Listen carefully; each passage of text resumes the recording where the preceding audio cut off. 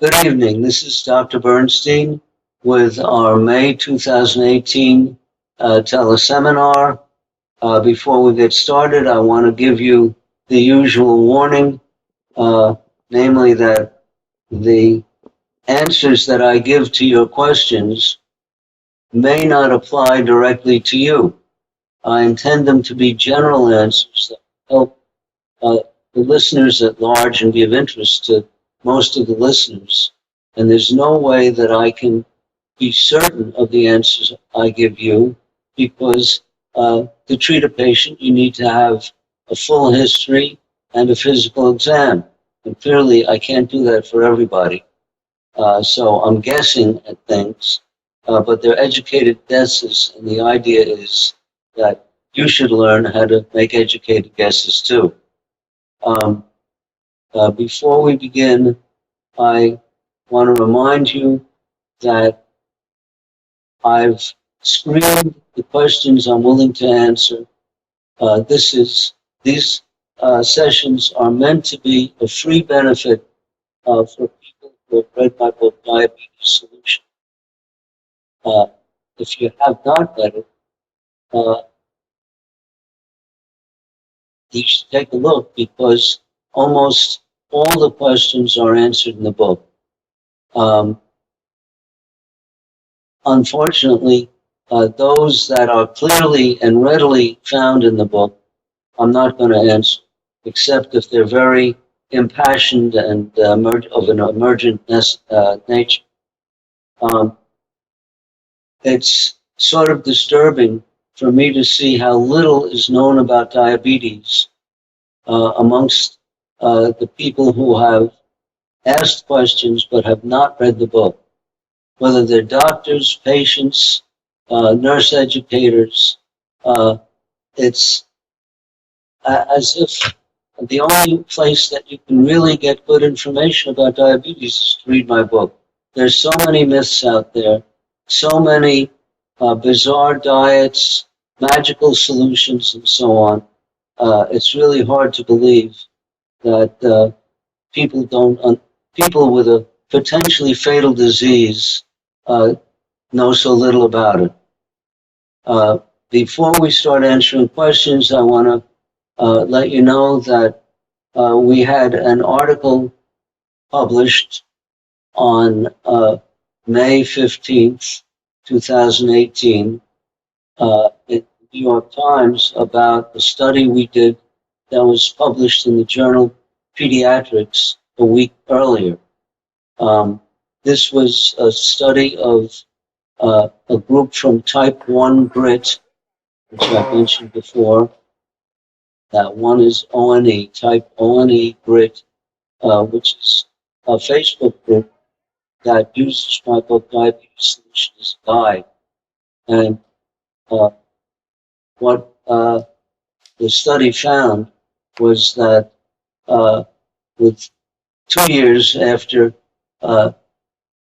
switching over to the methods described in my book, we had not only steady, near normal blood sugars, in fact, according to the ADA, very normal blood sugars, but far less hypoglycemia, far less ketoacidosis, almost non-existent. Major changes in the well-being of the patients, new growth amongst the children, et cetera, et cetera.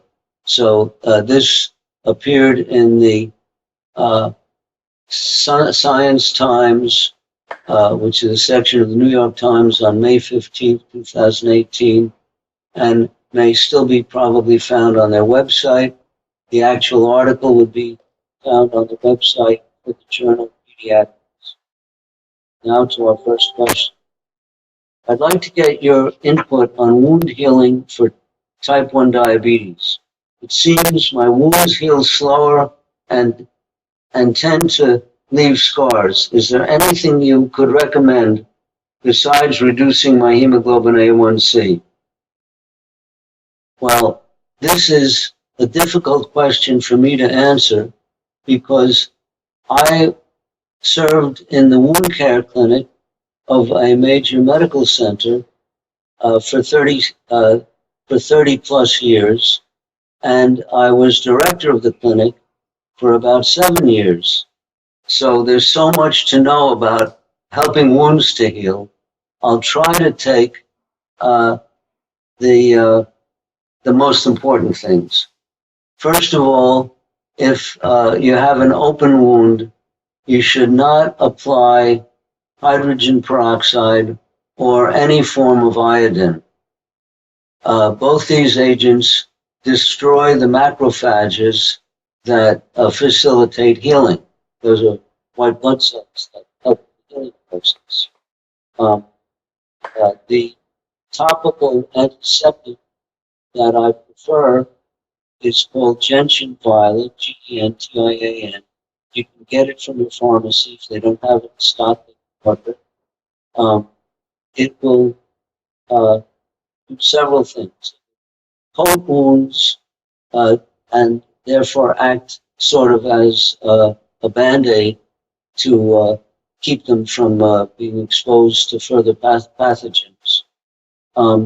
If the wounds are wet, it will tend to dry the wounds. It is staphylocidal. The usual pathogen that affects the skin is Staphylococcus, and this stuff kills Staphylococci. So it serves multiple purposes. The one big hazard is that if you get it on your clothing, it cannot be removed. There's no cleaner who can get gentian violet off your clothes. It's a deep purple color. Another tip is to be very fast in caring for the wound. You don't wait to see what's going to happen. You clean it off right away, and you apply whatever the appropriate treatment is. And I can't tell you for every wound what the treatment is going to be. Many people and many physicians prescribe bacitracin ointment, which is nothing more than a hypoallergenic petroleum jelly. It's nice for keeping a wound moist, but it's unlikely to kill infectious organisms. The antibiotic ointment that we prefer is mupirocin, which goes by the brand name Bactroban and several other brand names. It's a broad spectrum antibiotic, but there's potential problem with that. You don't want to use it for more than 2 weeks because it'll kill most of the organisms on the wound. But those that survive after, say, 2 weeks are going to be resistant, and they may be resistant to other antibiotics. So the usual hazard with broad-spectrum antibiotics in general is to be very careful and not use them excessively, not use them too often. So the gentian violet would be preferable in many situations to using even the mupirocin. Another tip is to keep, if the wound is not bleeding, you want to keep pressure off it because by pressing on a wound, you compress the capillaries that bring in new blood to heal the wound. This is a major problem at many of the wound care clinics I've visited, where there are foot wounds on the bottom of the foot, and the clinics do all kinds of treatment for the wound and then have the patient go out and walk, putting pressure on the wound so that it won't heal. So the wound has to be protected from pressure.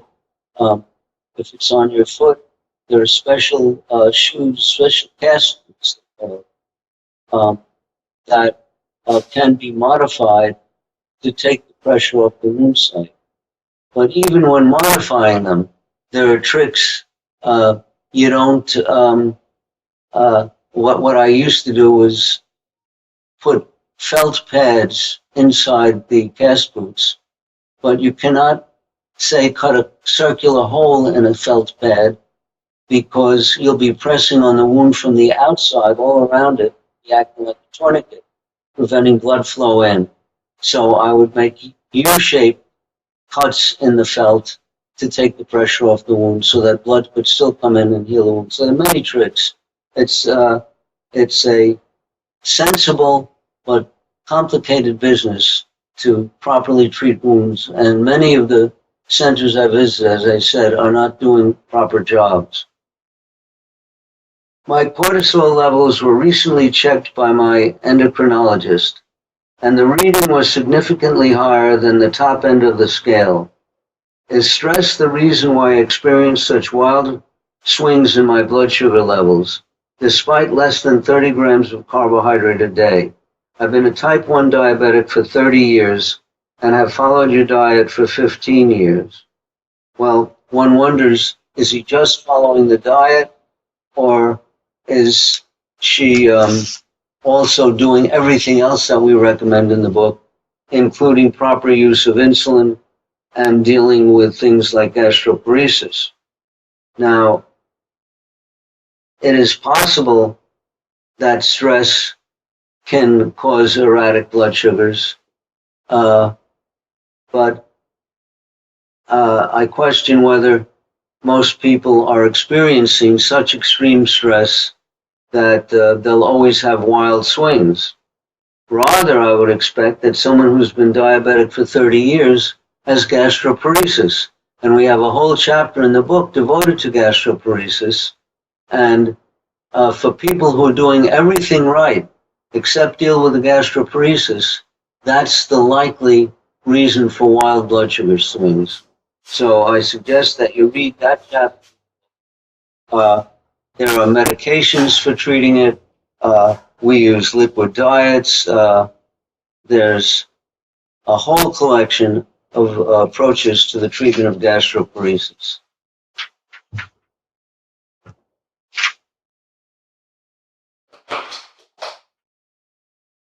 Can you compare the relative pluses and minuses of Tresiba insulin versus Levemir?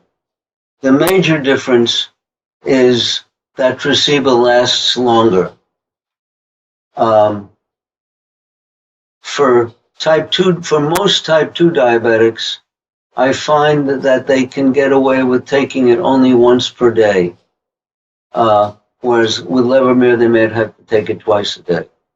For type 1 diabetics, both Levemir and Tresiba usually must be taken twice a day. Now, I have early type 1s who are still in the honeymoon period, where we've caught them early enough that they can get away with Tresiba once a day, and usually a very small dose. But if you've had type 1 for a long time and have burned out your beta cells because your blood sugar is not well controlled, then you probably need Tresiba twice a day. And in my case, not only do I take it twice a day, I take a bedtime dose, and my morning dose is about 3 or 4 hours before I arise in the morning. In other words, I take my morning dose in the middle of the night because of the dawn phenomenon. And most full type 1s have to take the Tresiba twice in the middle of the night. But that also applies for the Levemir. The Tresiba does a better job. I can't think of any.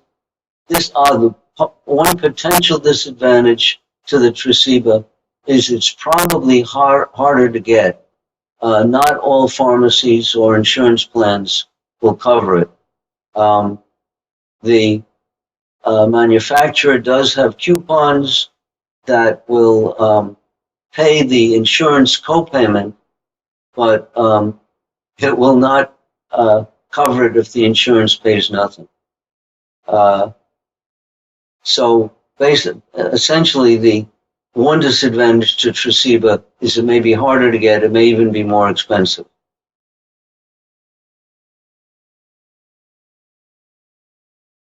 Is it wise to use regular insulin for meals, but Humalog insulin for corrections of high blood sugars? Well, this person, I'm answering the question even though he or she did not read the book, because that's exactly what we recommend. The one catch with using Humalog to treat high blood sugars is that it's twice as powerful as regular. Not only faster, but it's twice as powerful, which means that if you only need a small dose, it's going to be hard to measure. To give you my personal example, 1 unit of regular will lower my blood sugar by 60. 1 unit of Humalog will lower my blood sugar by 120. So what do I do if I want to lower my blood sugar by 15? I can't unless I use diluted Humalog. I can estimate a quarter of a unit of regular, but a quarter of a unit of Humalog will still lower me by 30. So I would use diluted Humalog if I wanted to use a faster insulin. And indeed, I use diluted Humalog for many of my patients.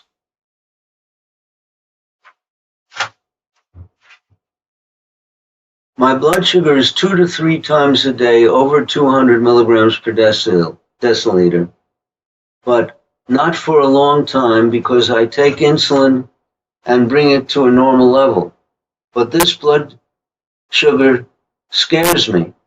My doctor says there is not a problem when blood sugar is high for a short time, but every day my hemoglobin A1C is always good, maybe because my sugar is often 50 to 60 milligrams per deciliter. Well, if you're getting,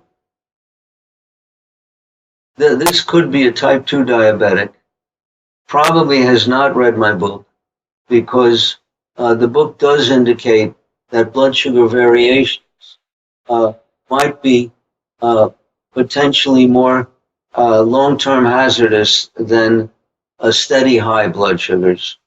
So I suggest you read my book, and it could also be that this person is taking insulin and is on a high carbohydrate diet. I just don't know.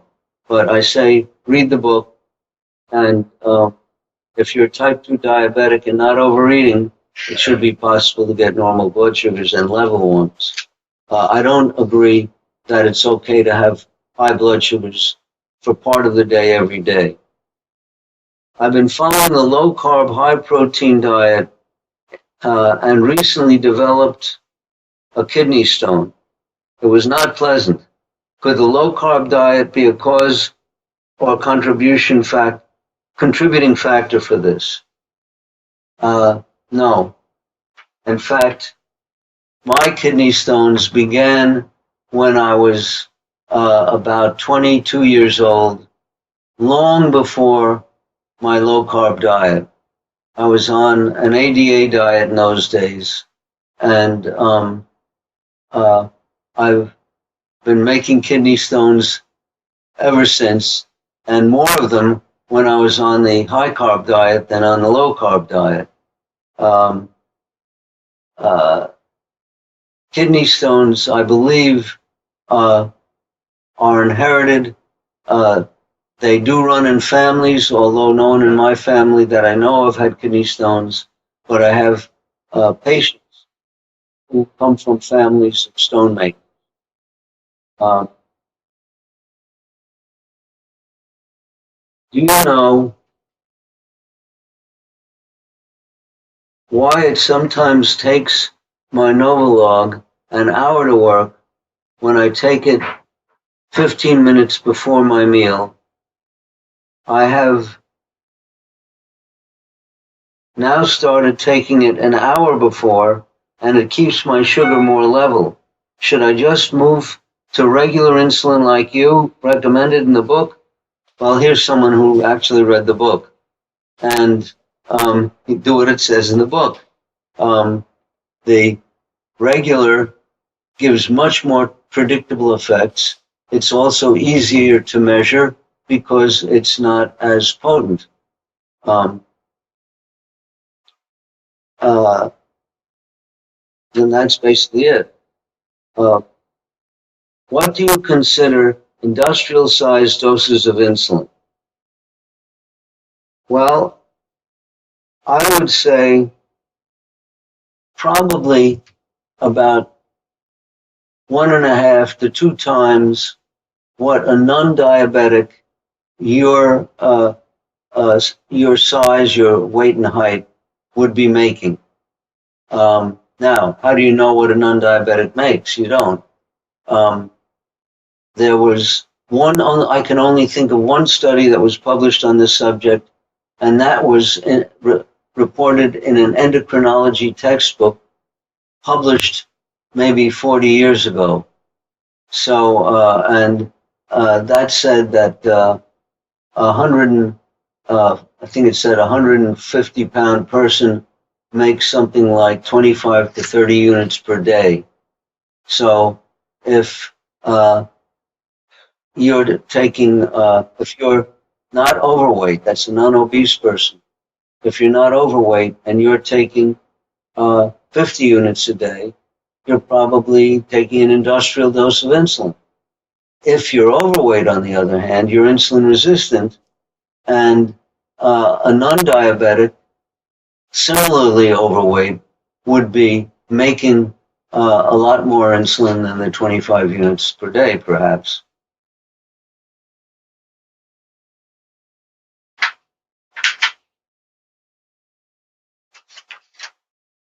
I have a son of 14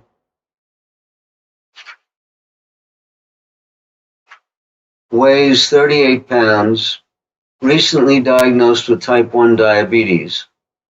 We started a low-carb diet. He is not using insulin.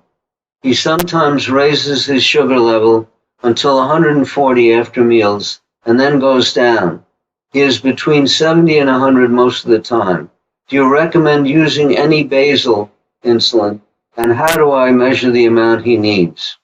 Well, you read my book because it tells you how to estimate insulin doses. I would certainly recommend that his blood sugars be normal all the time, by whatever means you need to accomplish this. And I might add that I have early type 1 diabetics who are taking insulin, who are taking glucophage, which is the brand name for metformin, and sometimes even who are taking Avandia. We do whatever we can to keep the blood sugars in kids in the 70s 24 hours a day. Why so aggressive? Because we want to preserve the beta cells. And elevated blood sugars are toxic to beta cells. And if you can preserve the beta cells, you have a disease that's much easier to treat. You have a disease more like type 2 diabetes than like type 1 diabetes. And we've had a number of patients, and I believe members of type 1 GRID also have experienced this preservation of beta cell function. Extremely important if you could do it. When our article came out in the New York Times, I got a phone call from the husband of a patient whom we caught early 30 years ago, maybe it's 32 years ago. And she's still on half the amount of insulin that she would be injecting if she were matching what a non-diabetic her size made. In other words, we caught it early, we worked aggressively, and we preserved her beta cells for over 30 years. So that family is very grateful for the aggressive care. Now, another thing that you could do for your son is use diluted regular insulin for those of your meals that cause blood sugar increases. You might want to use very small amounts of Tresiba insulin. Might need only a half a unit once a day, all I know. Again, little tiny things, but used aggressively. What do you think of the work of Dr. Jason Fung and fasting in regards to decreasing insulin resistance and losing weight for type 2 diabetics? Well, you have to beware of anybody who's selling a product. Now, I don't know anything about Dr. Jason Fung. I don't know if he sells a product, but I'm willing to bet that if he's pitching a certain kind of a diet or fasting or a regimen on the internet, that there's a very good chance that he's selling something. So you look at his site, and if he's selling something, I warn you, beware. I've had patients who followed some of these diets that are out there on the internet, and what usually happens is they lose some weight, and then when they get off the diet, they regain it rapidly. But what happens is they lose both muscle and fat when they go on the diet because they're leaving out protein. And then when they go back off the diet on their prior high carbohydrate diet, or even if they go back on a low carb diet, they gain the fat back rapidly, and it's hard to gain the muscle.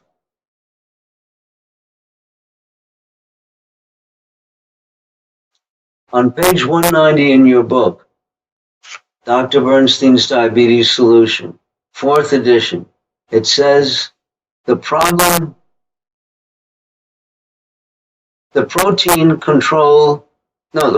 content of meals is completely up to you, provided you don't take insulin and don't have a digestive disorder.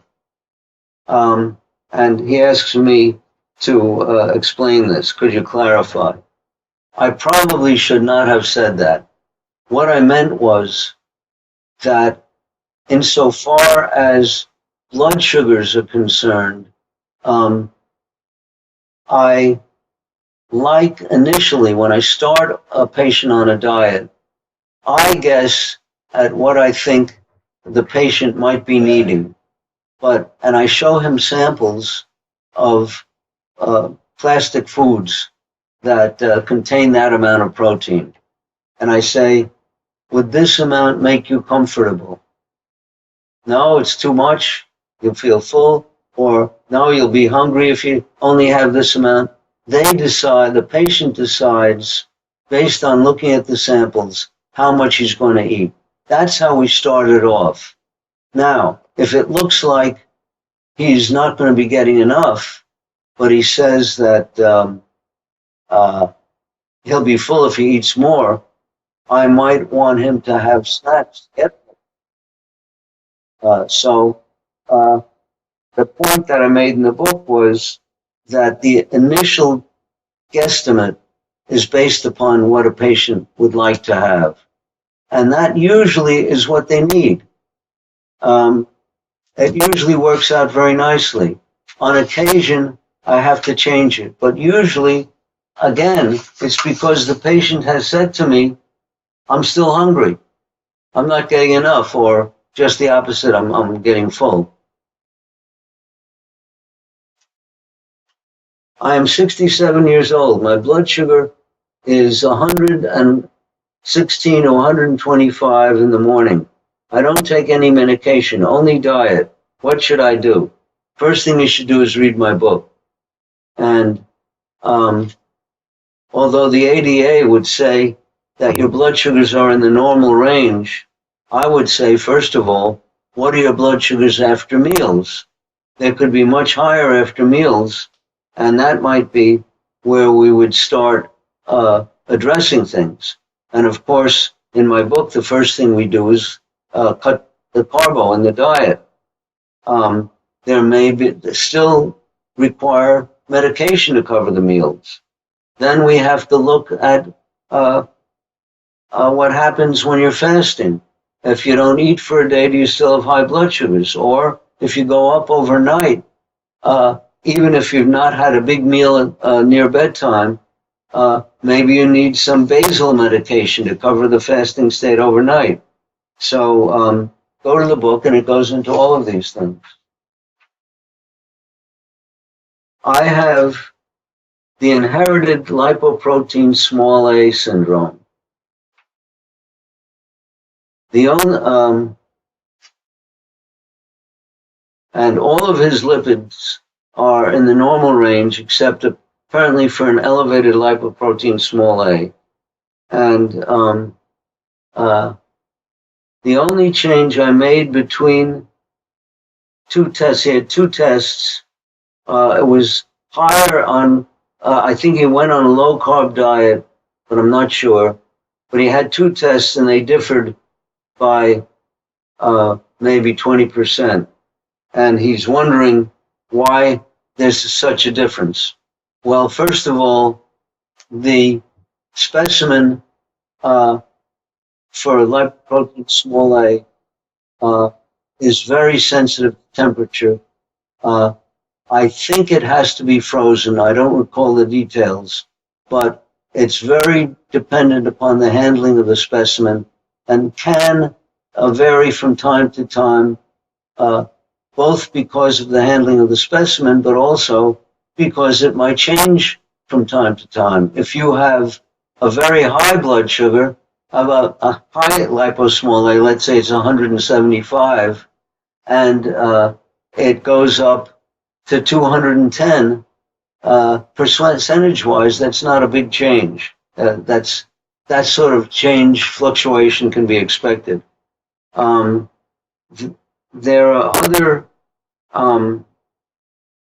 lipids that you could look at if you're worried about heart disease, such as triglycerides, HDL. Don't waste time or money looking at total cholesterol level or LDL, because those are no longer considered heart disease risk factors. But many doctors and many endocrinologists swear by them, even though the large-scale studies, including the latest Framingham, remove them from the risk factor list. To work on the LP small a, there are some supplements that supposedly reduce it. Also, if you're female and menopausal, taking estrogen can lower the LP small a.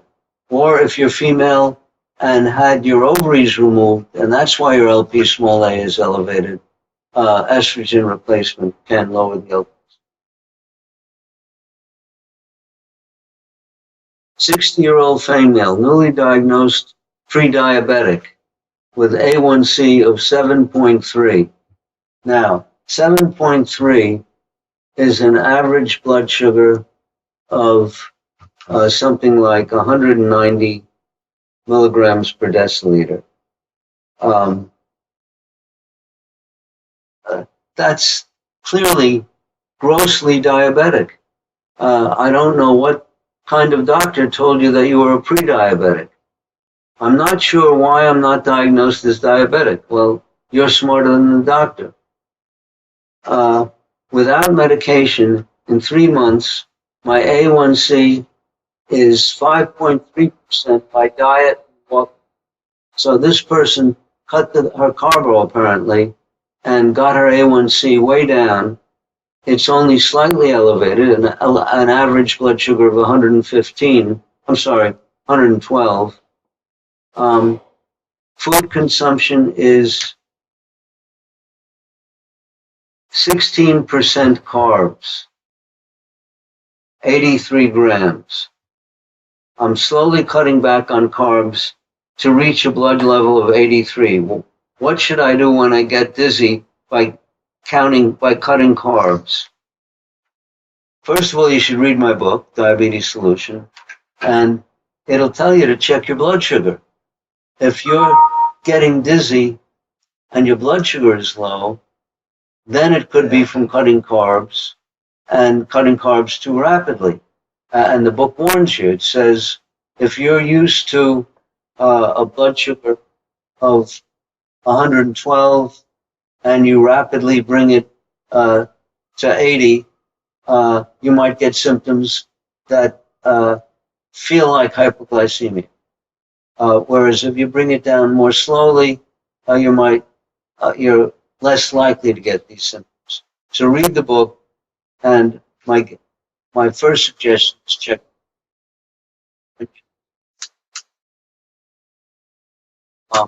Now, many people with type 2 diabetes also not only have inadequate amounts of insulin, but are still making considerable amounts, but the insulin doesn't respond appropriately to blood sugar. The beta cells don't respond appropriately. So sometimes you may start to make insulin for a meal, but even when your blood sugar drops below normal, you may still be making insulin and going too low. That's a hazard of early type 2 diabetes. And that's one of the reasons why the disease is frequently treated with multiple small protein snacks. And that's mentioned in the book also.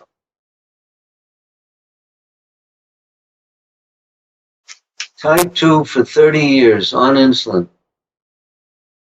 Began strict adherence to your plan in 2015, and after 2.5 years, I now show a serum C-peptide present. 2 years ago, C-peptide was 0. Based on your own experience with patients, have any patients had beta cell regeneration healed enough to go off insulin? No. Well, I've repeatedly cited the case of one person, and that was not a patient of mine, he was a friend of mine who had rapidly gained 100 pounds by eating a lot of carbohydrate many years ago. And he got the pharmacy to give him insulin. In those days you could do it. And he taught himself, long before my book, long before I became a physician, he taught himself how to inject insulin. He was taking 100 units of insulin a day, went on a diet, low carb, lost 100 pounds, no longer had high blood sugars, was able to stop the insulin. It's the only case that I know of. I've not seen it with any of my patients. I've seen preservation of beta cells by catching the disease early and keeping blood sugars normal. Is there any connection between high protein intake and increased cancer risk? Not to my knowledge. Now, there have been articles blaming certain processed protein foods, like, I guess, salami and sauce, things. How significant the studies are, but not strictly because of protein. It's because of the processing that claims were made. 1, 0. My son, 13 years old, diagnosed with type 1 with A1C of 8.9. He is taking Novo Rapid and Levemir. After 2 months, his A1C is 6.2. That's an average blood sugar of about 148. Is it okay to take vitamins to preserve his beta cells? Again, we're at the problem of parents looking for magic. If he lives in a cold climate where you don't get much access to sunlight, probably makes sense to check his serum D3, vitamin D3 level, and if necessary, give replacement. That's not going to change his diabetes. To my knowledge, there are no vitamins that are going to cure his diabetes. You should read the book and keep his blood sugars normal if you want him to be a long-term survivor, and if you want him to grow. I'm currently taking Tresiba and Novolog, and someone recently introduced me to Afrezza. That's an inhaled insulin. I find that bolusing with Afrezza can be tricky, as I'm not used to insulin peaking so fast, but the convenience of inhalable insulin is appealing. With Afrezza, it seems I'm having to bolus after meals instead of before in order for the peak to be timed concurrently with meal digestion. Do you have any recommendations for switching from Novolog to Afrezza? Well, as a rule, may not apply to everyone, I'm against Novolog for meals, for most meals, for most people, and I'm against Afrezza. But there is one situation for which Afrezza was intended, and that was for type 2 diabetics who experience a high blood sugar and want to bring it down rapidly. These are people who are obese and are insulin resistant, so that the amount of insulin you get with Afrezza, which is considerable, will have a relatively small effect, and their own insulin will eventually do the job, but you give them a little boost with Afrezza, a little down boost with Afrezza, you could get their blood sugar normalized rapidly. So it would be used for making corrections in type 2 diabetics who are insulin resistant. The big theoretical problem with Afrezza is you don't know how much you're getting from one dose to the next. You're inhaling it, and the amount you're inhaling it through your mouth, the amount you get in a puff is going to vary with how well you puff. It's going to vary with any allergens you're exposed to, with any upper respiratory infections, with probably the ambient temperature and so on. So you're going to be getting doses that are uncertain, but if you're depending on your own insulin too, you just use this as a fill-in and let your own insulin do the rest of the job. So it means trial and error experimenting, and what size dose would you get for a given blood sugar level, et cetera, et cetera. And the chances are if a type 2 gets a high enough blood sugar to require a correction, it's because they're eating too much carbohydrate. So it would be a lot better to follow our book, low-carb diet, and use medications that keep things level. I'm going to be trying Afrezza because I'm curious, and I like to experience things myself if I'm going to comment upon them, and I'll be trying it in my office with witnesses just to play it safe. I've had type 1 diabetes for over 30 years. This is a survivor, trying to adjust to a low-carb diet. For me, the duration of our insulin is too long even when I have a high-protein meal without carbs. Instead of using R with a protein meal, what do you think about taking Apidra 1 to 2 hours after the meal to match the protein? Well, Apidra is faster than the R, so that certainly would not be the insulin to take. R is the slowest of the rapid-acting insulins. I have occasionally seen people where the R was not fast enough, Here you want something to be slower. Now, there's one little trick that you can do, and that is to add a small amount of NPH insulin to the vial of regular insulin that you'll be drawing from, and that will slow down the regular. You will have to shake the bottle of regular before each use to resuspend the NPH. How much to put in the bottle is up to experimentation. I have no idea, and it's very surprising to find that R is working too fast. Now, it could be that your digestion is very slow, and maybe you have gastroparesis. After 30 years of type 1 diabetes, that's what I would expect. So I would think that you should get an RR interval study. We've published, I believe, in one of our videos how to do this. Your doctor should be able to do it. And that's to make a diagnosis of gastroparesis.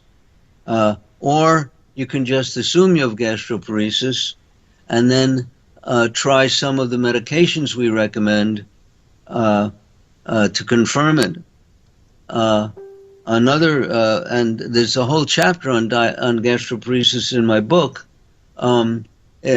Treatments include using liquid meals to speed up the absorption. So my guess is that you have gastroparesis, that you probably should be having liquid meals, whether they're blended meals or pre-made commercial liquid meals like Atkins shakes and whatnot. That's a matter of trial and error. But read the chapter on gastroparesis.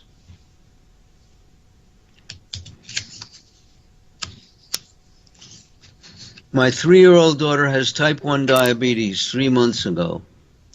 What is one piece of advice you would give to me, the mother, for cooking for my newly diagnosed daughter while still letting her be a normal kid?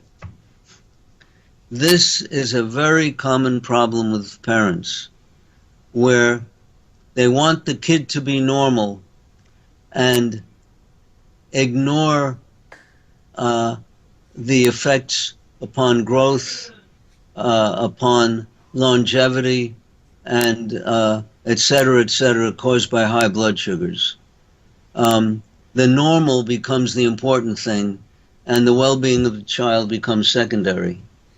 I just encountered a situation like this with a mother where they were going to spend a large amount of money for a distant vacation for the family and did not want to spend any money on diluted insulin to keep the blood sugars normal. I've seen this over and over. Before I became a physician, I was active in lay diabetes associations, and again encountered parents who learned very little about the disease and wanted to get involved in fighting for a cure instead of taking proper care of their children.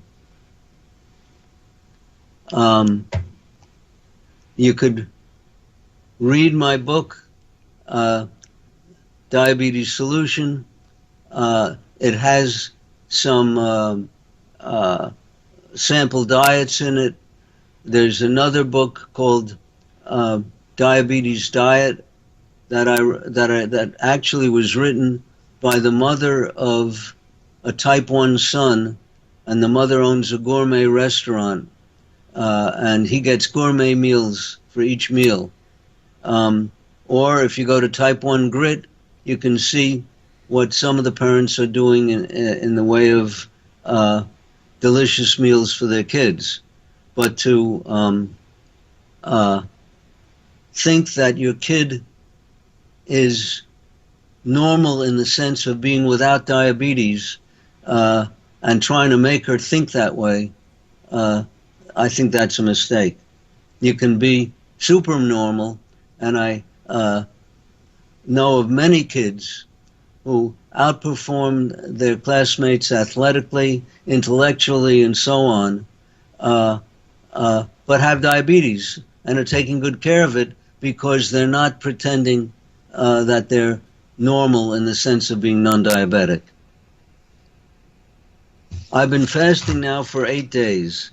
No food at all, just water. My blood sugar is 95, and in the morning 100. Where is all the glucose coming from? How is it possible to lower my fasting glucose to 83?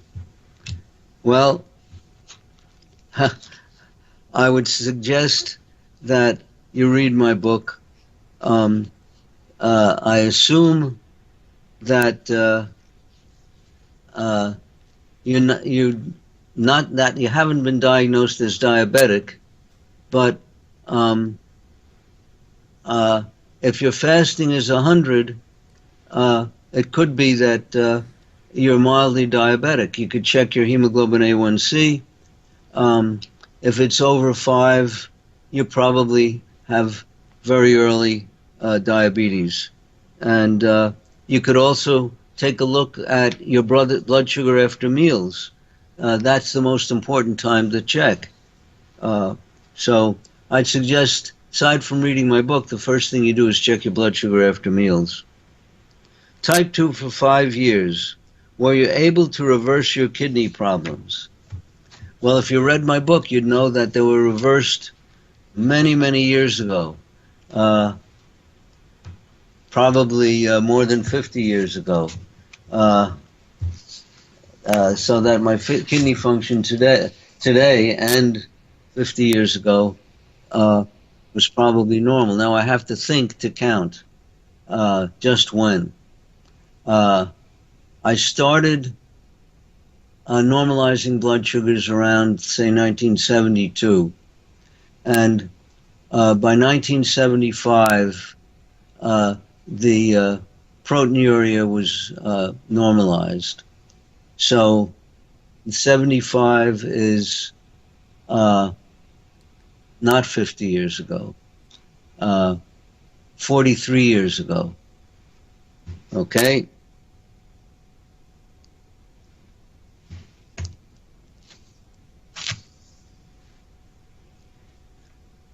I am a type 1 and have recently started following the keto eating plan.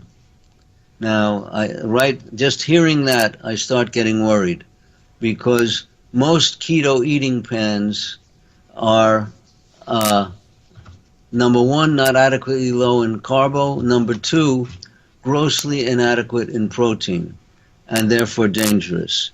I can't say, I don't know all of the keto eating plans, but I've seen patients who are following many of them over the years, and some of them were in pretty sad shape.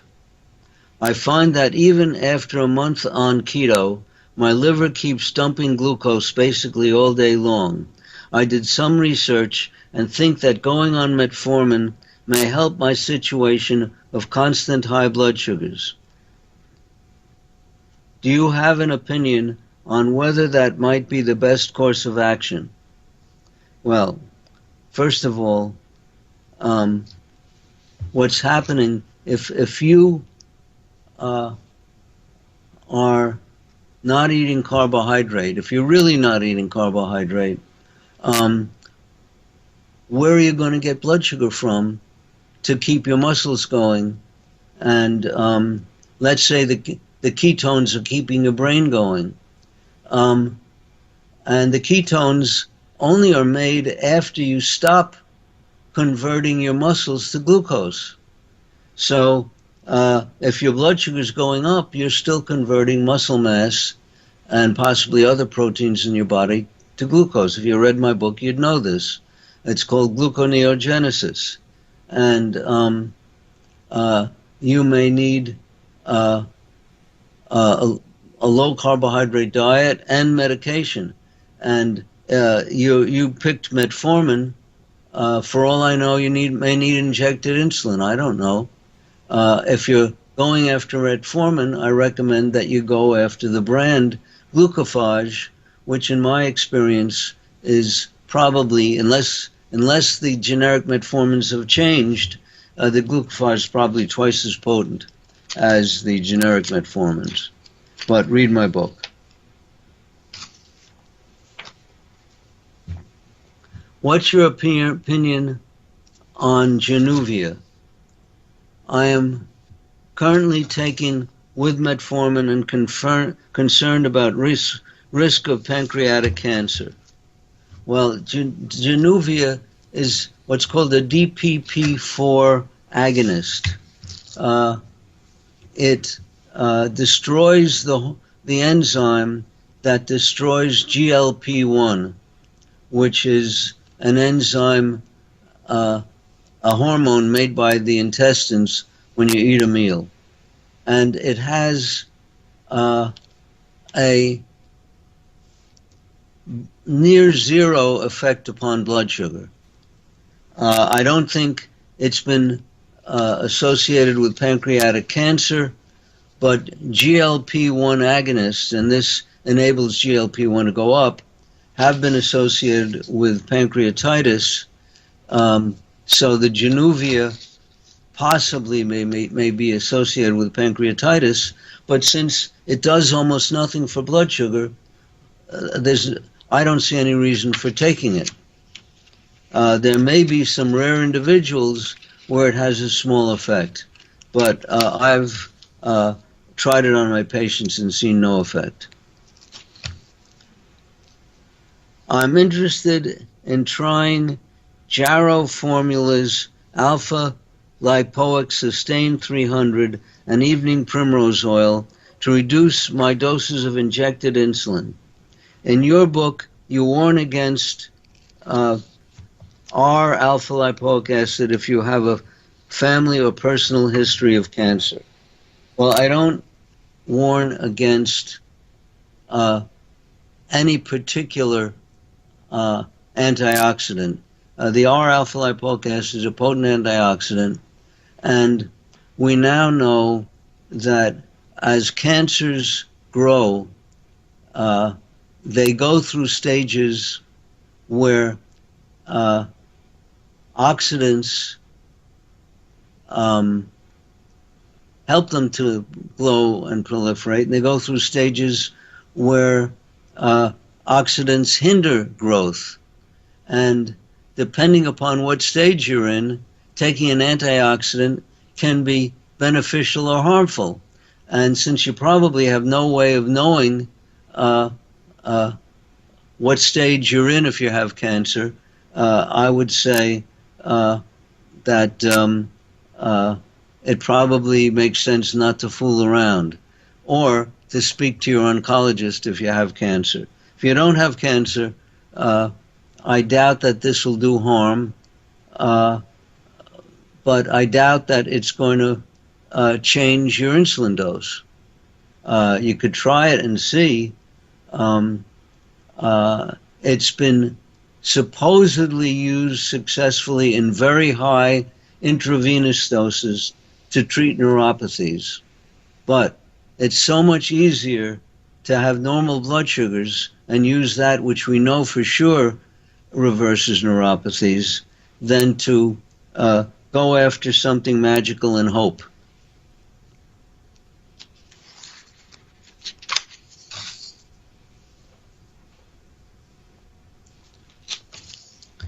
Type 1 for 50 years. This is another survivor.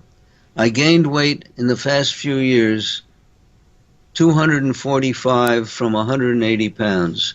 In past few weeks, I've gotten A1C to 5.3 from 6.9, with goal of 4.5 using Tresiba and Humalog.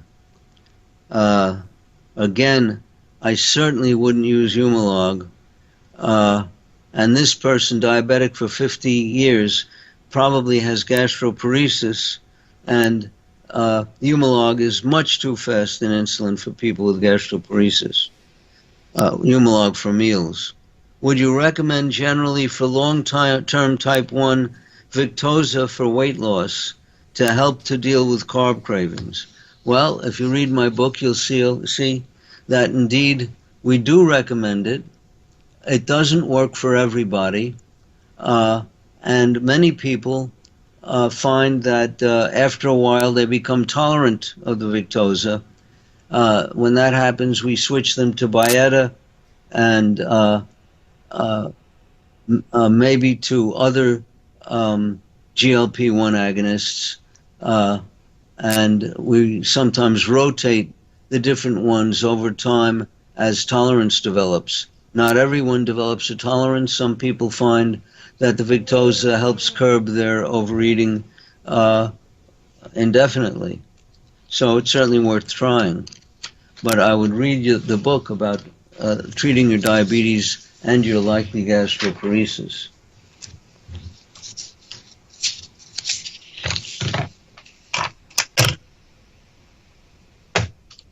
Recently diagnosed with advanced proliferative retinopathy. Pursuing aggressive treatment with a retinal specialist while I also work to bring down blood sugars. My question is how to bring them down safely. A1C currently 8.5, which is a pretty high average blood sugar. Endocrinologist wants them down to 7.5 in a month, but I worry that's too fast. Well, Ernst Chantelau in Dusseldorf discovered a number of years ago that diabetic patients who had proliferative retinopathy and simultaneously elevated IGF-1 levels in their blood, insulin-like growth factor number 1,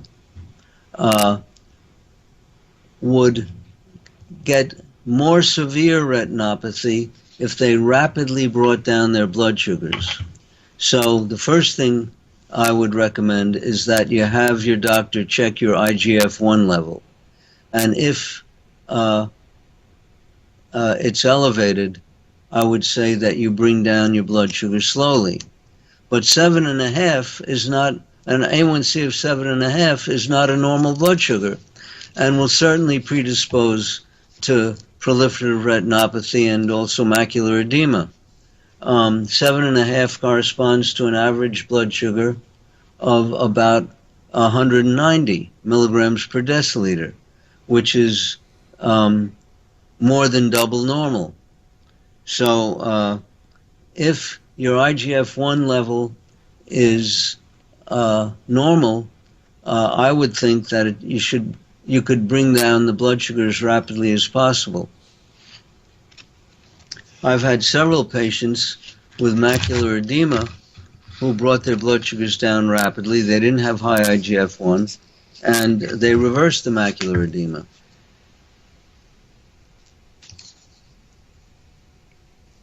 If I take metformin and glimepiride, can it make me have a kidney infection or a urinary tract infection? I doubt it very much, but number one, I would not recommend glimepiride, which is a sulfonylurea, which both burns out beta cells and has been shown to be associated with high cardiac risk. And I would recommend, if you're taking metformin, that you switch to glucophage, the brand. I might add, I don't even know who makes glucophage. They never give me samples. I've had no communication with the manufacturer because I can't get samples. But I do know that it's more potent than the generic. You don't have to worry about kidney infection from either of these. I'd suggest you read my book and that your doctor read my book so they learn how to properly treat diabetes. What is a safe and effective way to lead a newly diagnosed type 1 diabetic toddler toddler, 2.5 years old, onto a low-carb diet. First of all, as rapidly as possible, read the book. And two, the whole family should be on the low-carb diet, not only because other people may be at risk for diabetes, but they will be less likely to get obese, less likely to develop heart disease, and atherosclerosis, et cetera, et cetera. So read the book, normalize blood sugars, and switch the diet suddenly, not gradually. When people are switched gradually, they retain the craving. And as I mentioned before, I have a friend who's been promising to go all the way to low carb for the past 40 years or so, and has never made it because he tried to do it gradually.